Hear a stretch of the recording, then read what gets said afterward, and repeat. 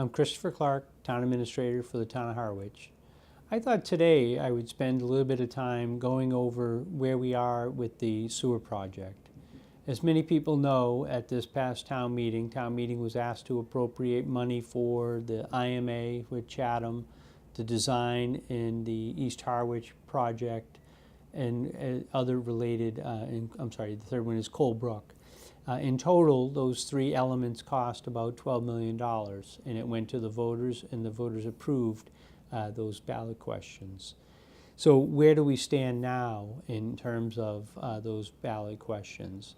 We have made our first payment to the town of Chatham for the IMA, so we are compliant with the IMA for making our payment to buy into their plant, if you would, and reserve 300,000 gallons of capacity. The second, and folks may see this throughout the community, more specifically in the Pleasant Bay and East Harwich area, that we have survey crews are actively engaged in going around. What those survey crews are, they're a subsidiary of CDM, our design firm, and they're looking at taking measurements of the elevations in the street and the elevations in people's, not in the homes, but in the outside of your home at a foundation level. And what they're trying to do, or what they are doing, is getting elevations to be able to ascertain whether a gravity system, which as the name implies doesn't require any pumps or anything of that nature, that the material flows via gravity down through the pump station, down to the system into a pump station that then takes a larger amount. The more that we can do gravity systems, the more cost effective it will be for the town, and quite honestly, probably the better operation for the system. The other areas, when they see that if the street is high and the house is low, as an example, they take those elevations and then they would need to pump up the material. So there are going to be occasions in which we're going to have localized pump stations that will take maybe 20 homes or less and then pump into an area. And then in some cases, there are going to be individual homes that would have a pump, a grinder pump, in the individual home, in the individual property by the home, that would then pressurize the material and send it. So a lot of that work, the contract with CDM was about $2 million. The expectation is that the design work will be close to complete in time for the May 2018 town meeting. At the May 2018 town meeting, we do anticipate a construction article, probably in the neighborhood of $22 million, will be requested of the residents. So we are in the process of putting that material together. The survey crews are active. We did do an aerial flyover, so we have the topography from that aerial flyover already. So the design team is well underway to getting the system designed for that Pleasant Bay area, the southern section of Pleasant Bay. I did, and I know folks are probably tired of seeing this, but we do have some of the pamphlets, and one we have kind of water, a water drop, and we do have on our website the water drop. I've been getting some questions about, is my home in the area that's going to be sewered? We do have maps on the website, so if you look on the website, click on the maps, you should be able to expand those out and see which areas are going to be done. One of the things, as I've been meeting with some of the design firm, is that some streets, if a street has an opportunity to be done by gravity in lieu of a pump station, then we probably will pick up one neighborhood that may not be right on the map, but adjacent to it.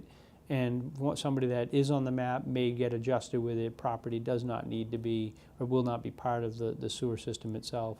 I don't anticipate that to be a big number, but I want people to realize that that could happen in some limited cases. That will be driven by the engineering elements of the project. The other thing, while we're on the issue in terms of the sewer project, we did have at a recent selectmen's meeting, I believe it was during the month of July, if folks want to look it up, we did have the county come in, and one of the concerns that came up just before the 2017 annual town meeting in May was a concern by the neighbors of some of the residents about how do we pay for the connection.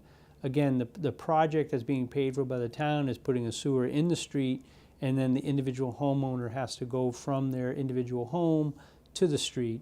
Again, the engineering will say whether you can do it by gravity or whether you need to have some kind of pumping system. But those costs, and actually in the town of Chatham, I think they range from $5,000 to $7,000. So we believe that there will be a range. Probably gravity systems may be a little bit more inexpensive, and a pump station or a pumping system in the individual property would be on the more expensive end. One of the things that when we had a meeting with the selectmen, we invited in the folks from the county. The county does have a septic loan program that is eligible. These sewer connection fees are eligible for that, and they can finance it over 20 years. So folks that do desire to finance that connection, they have that option available to them. I know we had a couple residents who had expressed an interest that they are in an area that is not going to be sewered, but they want to do kind of the right thing and protect the environment and get one of these alternative technology units to go in to try to reduce the amount of nitrogen that goes into the environment. And this loan program does also pertain to those folks. So if you have an interest in that, or if you believe you may have an interest, when we get closer to the construction, that may be something that you want to individually pursue directly with the county.